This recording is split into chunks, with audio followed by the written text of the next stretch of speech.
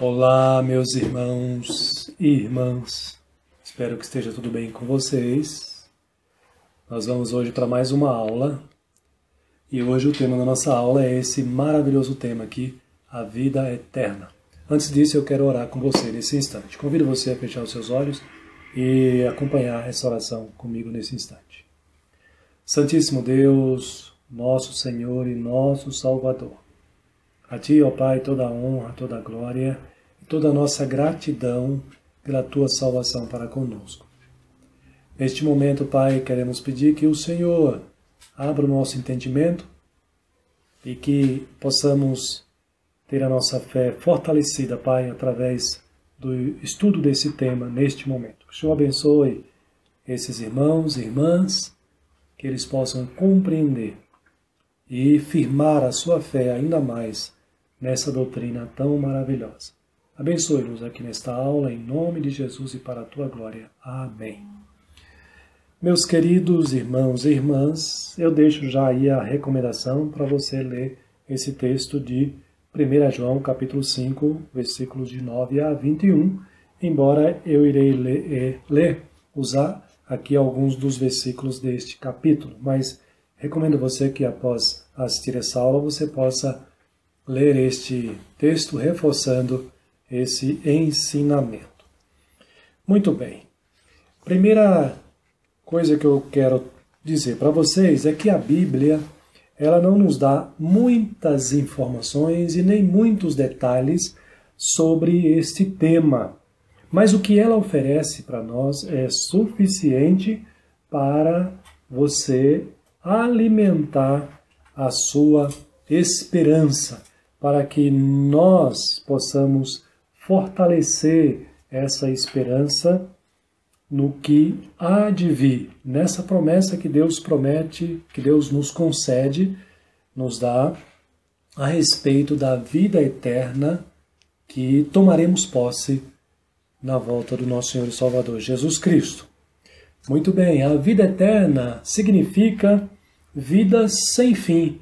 Já diz, não é? Vida eterna, vida contínua, porém cheia de bênçãos ou das bênçãos espirituais no lar celestial.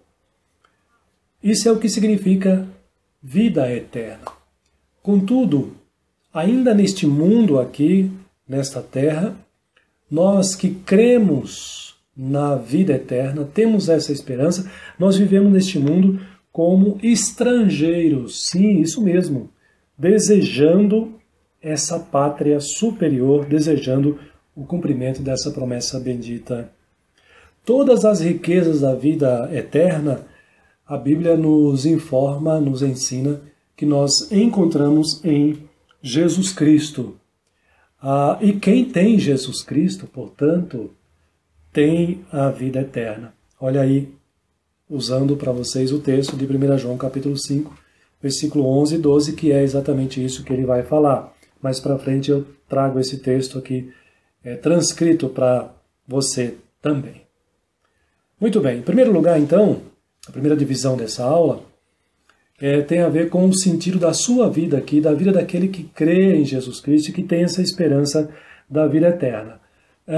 É durante esse período que nós vivemos aqui neste mundo que devemos resolver essa questão, estabelecer o nosso estado na eternidade.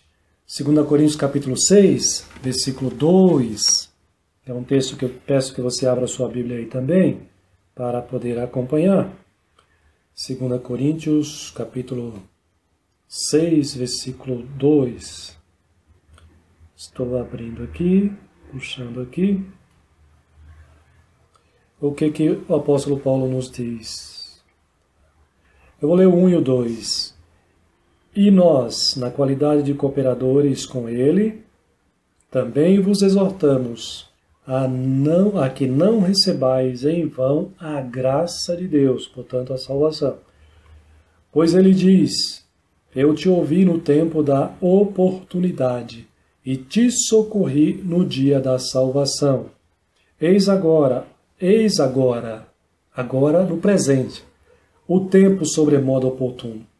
Eis agora o dia da salvação. Portanto, meus irmãos e irmãs, o tempo, a vida atual que nós vivemos aqui, esta vida neste momento, é o tempo para essa decisão, para resolver essa situação. A Bíblia não permite sequer pensarmos em outra possibilidade. Olha o que diz Hebreus capítulo 2, versículo 3.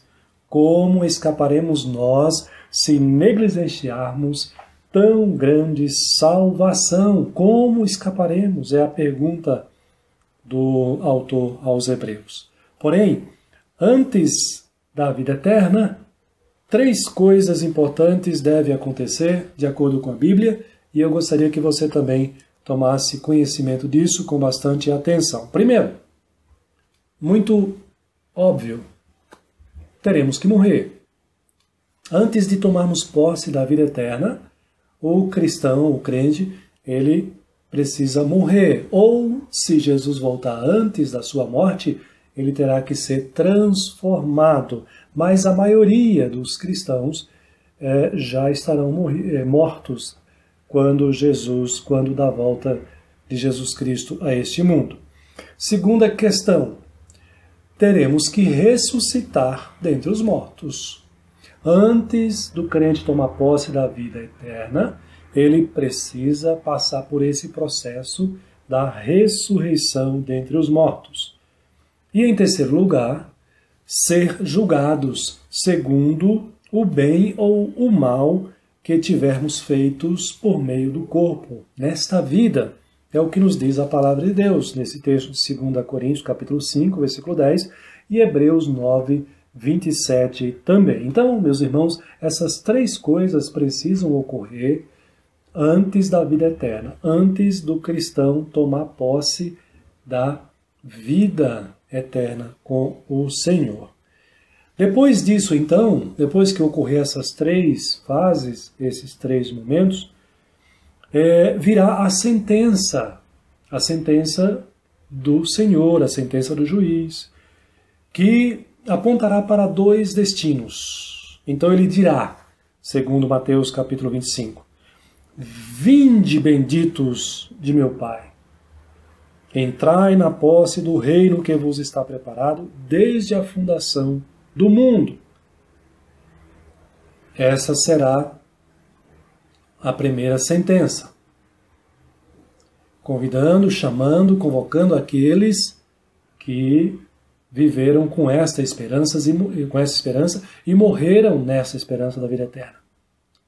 Ou, a segunda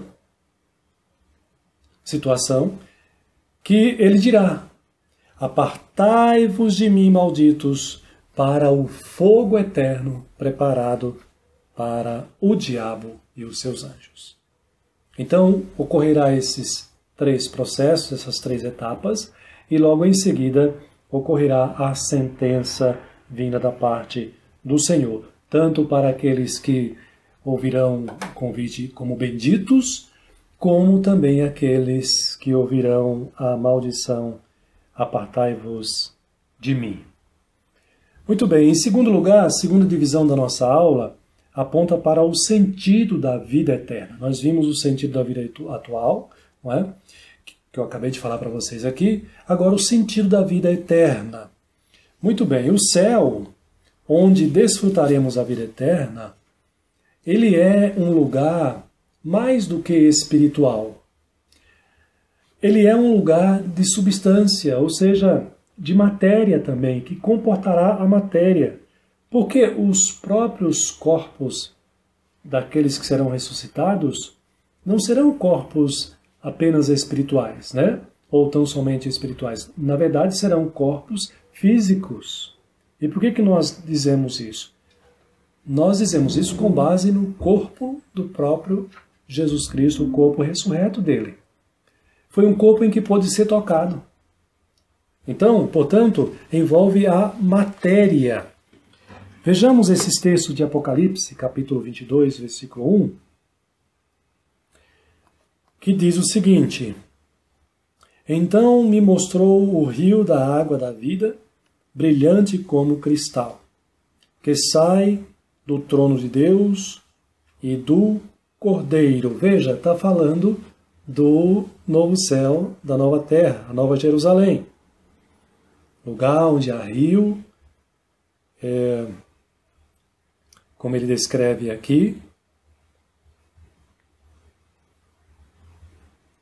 onde há o rio da água da vida, brilhante como um cristal, que sai do trono do Cordeiro. Mas veja ainda Perdão, eu li o texto errado. É o 21:1. O primeiro texto é o 21:1. Vi novo céu e nova terra, pois o primeiro céu e a primeira terra passaram. O mar já não existe. Veja que ele está falando novo céu e nova terra. Agora sim, o 22:5, se referindo a esse novo céu e essa nova terra, ele diz: então já não haverá noite, nem precisam eles de luz de candeia, nem de sol, porque o Senhor Deus brilhará sobre eles e reinarão pelos séculos dos séculos. Qual é o ponto aqui no versículo 5 do capítulo 22? O Senhor estará no meio dos que forem ressuscitados para a vida eterna. E o corpo do Senhor Jesus Cristo foi o corpo material, não foi um corpo espiritual. Lucas capítulo 24, versículo 36, veja o que ele vai dizer.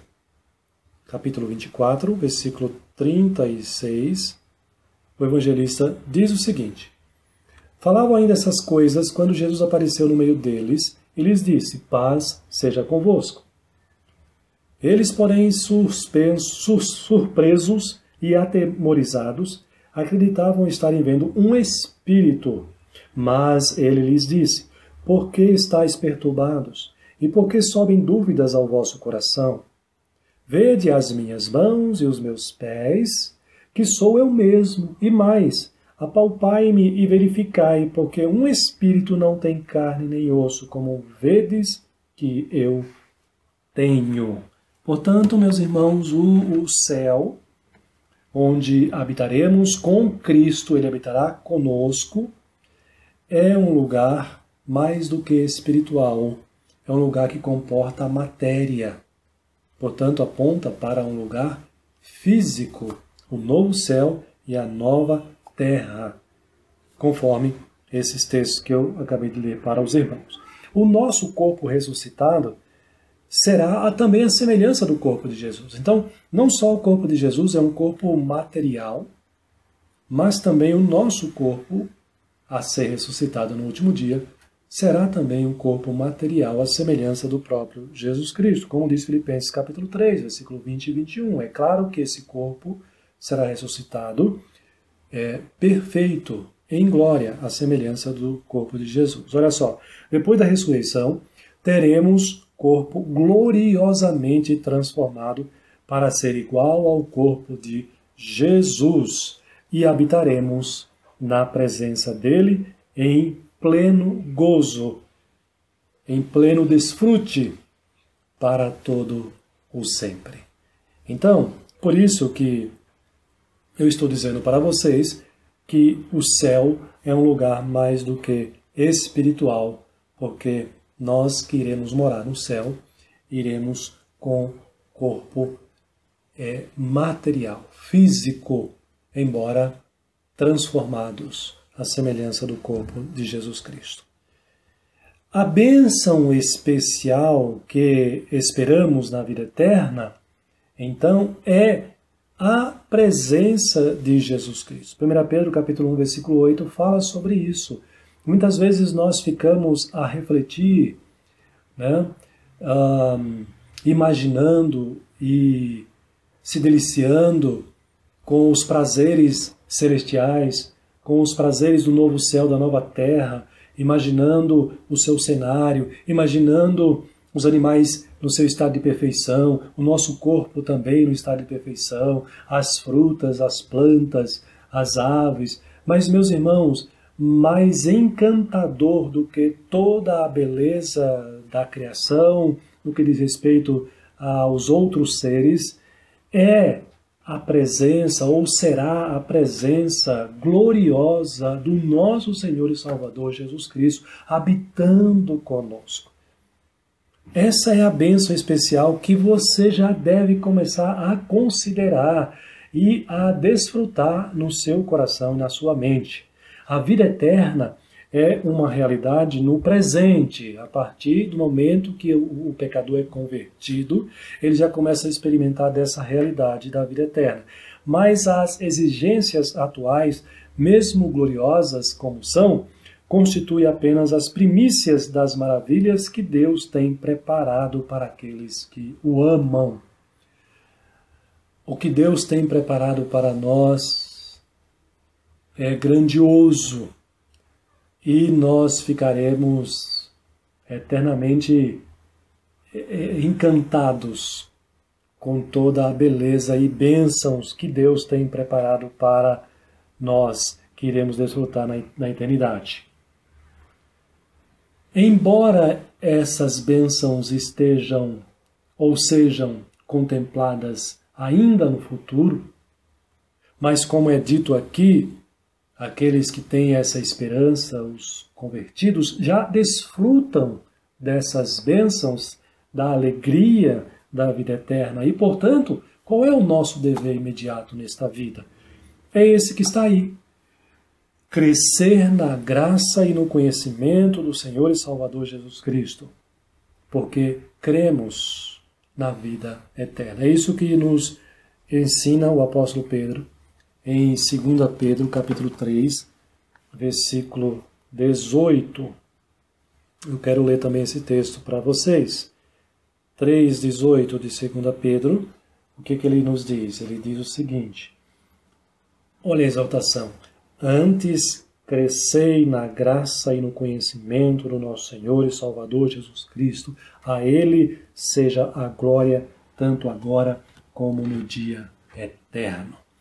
Portanto, ainda que você espere, e eu também, essas bênçãos gloriosas do novo céu e da nova terra no futuro, na volta de Jesus Cristo, o nosso dever atualmente e imediatamente é continuar desenvolvendo esta vida com Deus, essa salvação, através do crescimento, no conhecimento e na graça do nosso Senhor e Salvador Jesus Cristo. Falando um pouquinho a respeito do estado depois da morte. Pastor, o que vai acontecer então depois da morte? Para onde vai a alma do crente depois que ele morre? Essa é uma pergunta que muitos crentes fazem. A resposta é simples, é essa daí. A alma do justo entra imediatamente no céu, ou seja, na presença, desfruta da presença gloriosa do Senhor Jesus Cristo, do nosso Salvador. Lucas capítulo 23, versículo 43, nós temos aqui alguns exemplos que nos ajudam a confirmar esse ensinamento. Lucas 23, 43 diz o seguinte, olha só, disse Jesus, é o próprio Jesus que diz, em verdade te digo que hoje estarás comigo no paraíso. Essa fala de Jesus foi para quem? Para o ladrão da cruz, que creu nele e que iria morrer ali imediatamente. Então ele diz, naquele mesmo dia que ele iria morrer, Jesus garante que ele estaria com ele no céu, no paraíso, ou seja, a sua alma imediatamente desfrutaria da presença do Senhor. Um outro texto de Atos 7 é a realidade, a experiência de Estevão, que sendo morto apedrejado, diz Lucas lá em Atos capítulo 7, e apedrejavam Estevão, que invocava e dizia, Senhor Jesus, recebe o meu espírito.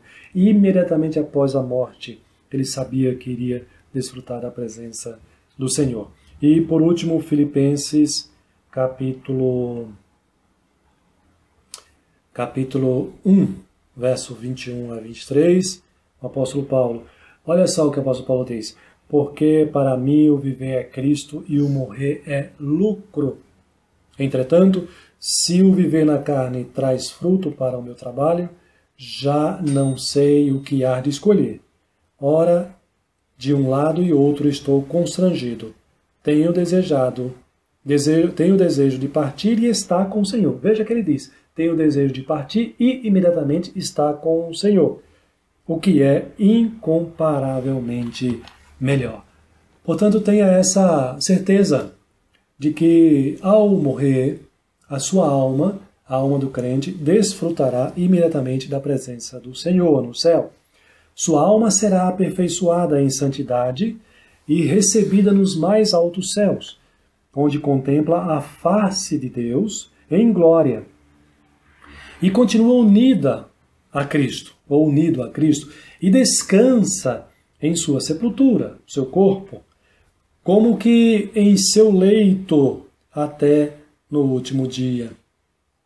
Seja novamente unida a sua alma a Cristo. Texto adaptado aqui do Catecismo Maior. Então, aqueles que morrem em Cristo, o seu corpo entram imediatamente, a sua alma entra imediatamente na presença do Senhor, desfrutando de todo gozo e das delícias da presença de Deus nos céus.